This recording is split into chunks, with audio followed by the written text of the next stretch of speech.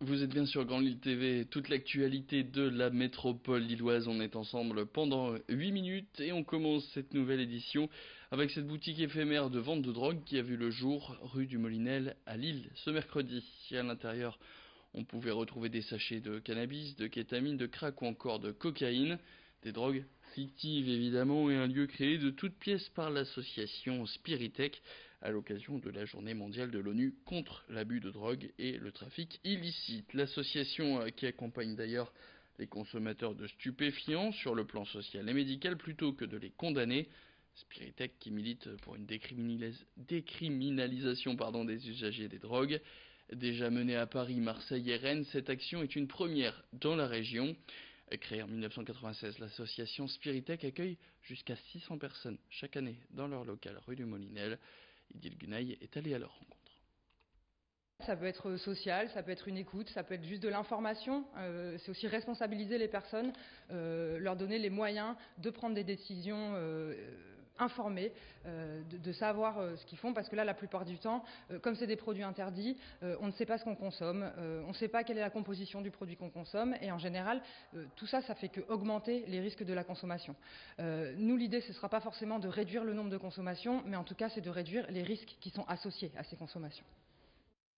On en vient maintenant au classement Choiseul des Hauts-de-France qui vient de rendre public ses résultats pour la région et donc pour l'année 2019. C'est un classement des 100 leaders économiques de demain de moins de 40 ans. Et parmi toutes ces entreprises, à la 8e position, on retrouve Ostabi et son créateur Maxime Mullars. Il propose aux apiculteurs des outils connectés à leurs ruches afin de suivre les abeilles au quotidien et vérifier leur état.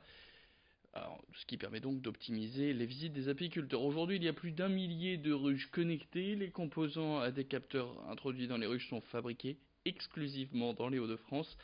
À terme, Ostabi devrait s'internationaliser.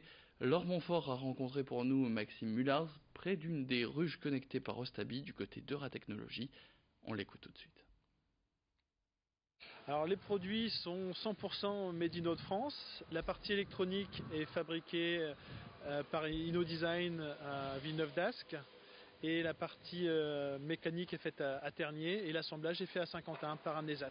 C'est beaucoup plus simple en cas de problème ou pour se rencontrer, pour échanger, d'avoir toutes les compétences locales. L'internationalisation d'Ostebi s'est faite aussi par le biais d'un partenaire qui s'appelle Veto Pharma, qui est notre distributeur, qui a l'exclusivité sur la vente de nos produits, et ils sont déjà présents dans 35 pays. En France, on a quasiment le millier de ruches connectées. Ostebi a vocation de sauver les abeilles et aussi d'accompagner les apiculteurs. Enfin, notre outil va leur permettre d'optimiser leur visite, c'est-à-dire d'anticiper, de savoir ce qu'ils vont faire en amont de leur visite, et aussi lutter contre le taux de mortalité. Malheureusement, chaque année, il y a un tiers des colonies d'abeilles qui disparaissent.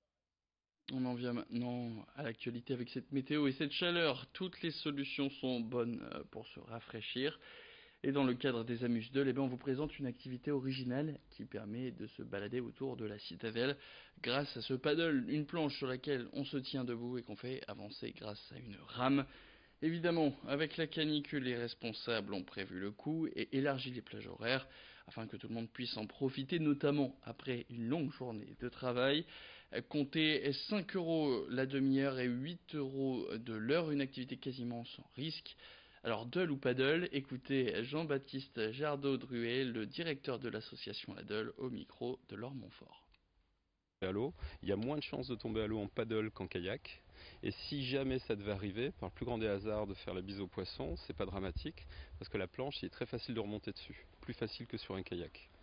Donc c'est accessible à tous. Ça permet d'aborder pas mal de sites qui sont habituellement réservés à une élite, ceux qui pratiquent les sports nautiques traditionnellement. Et là, par contre, c'est vraiment d'accéder à tous les sites, notamment de la Citadelle, de la Gardeau. On a la chance, nous, d'être ici sur une île au niveau des Bois Blancs. Donc on peut faire tout le tour, donc passer par Euratechnologie, la Gardeau des Bois Blancs, faire le tour par le port fluvial et revenir par le Grand Gabarit jusqu'à la Citadelle. Autre idée sortie, on prend maintenant la direction de Tournai où ce mercredi était inauguré le parc à thème forêt, une extension qui se différencie du parcours d'acrobranche classique avec l'apparition de parcours sur filet à plusieurs mètres de hauteur pour toute la famille. Un parcours qui se fait libre, sans baudrier et sans tracé à suivre obligatoirement. Tout est facile d'accès pour les plus petits comme pour les plus grands, grâce donc à ce système de filet qui assure toute la protection. Un nouveau parcours accessible tous les jours, chaque année, entre mars et novembre, sans limite de temps. Et en plus de ce trajet, eh bien, il existe un petit parcours souterrain, avec pour thème cette fois la mythologie et les contes de la forêt. Rémi Desremeaux était pour nous à cette inauguration, il nous emmène donc direction Tournai.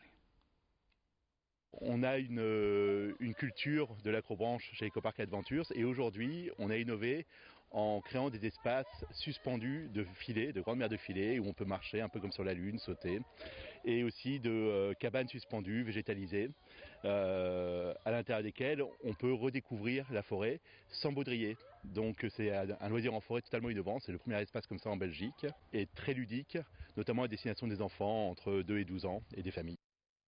Et puis cette idée sortie pour terminer, ce sera dimanche, un marché fermier qui a lieu au relais nature du parc de la Deule. Un événement proposé par le Civamo de France qui va y réunir une dizaine de producteurs de la région. Fruits et légumes, produits laitiers et viande, vous pourrez remplir vos paniers et cabas de produits frais et locaux, le tout en pouvant échanger avec leurs producteurs. Parmi ceux qui participeront à l'événement, on retrouve Samuel Carré, le co-gérant de la ferme Carré à Vandeville. Sa famille est installée dans cette ferme depuis 4 générations et pour lui, ce sera l'occasion de présenter les produits qu'il fabrique sur son exploitation située sur la plaine des Périsaux, avec notamment ses 80 vaches Montbéliarde. Ce sera donc dimanche de 10h à 17h au relais nature du parc de la Deule. Samuel Carré, on l'écoute tout de suite au micro d'Idil Gunaï. Le consommateur revient de plus en plus vers l'agriculteur pour éviter les grandes surfaces. C'est un bien pour nous. Ça nous permet de valoriser mieux notre production et retrouver les clients directement sur les marchés. Ça me permet, moi personnellement, de faire le travail de A à Z, de la production à la transformation et à la vente et le contact direct avec le client. C'est ça qui est intéressant sur les marchés du CIVAM.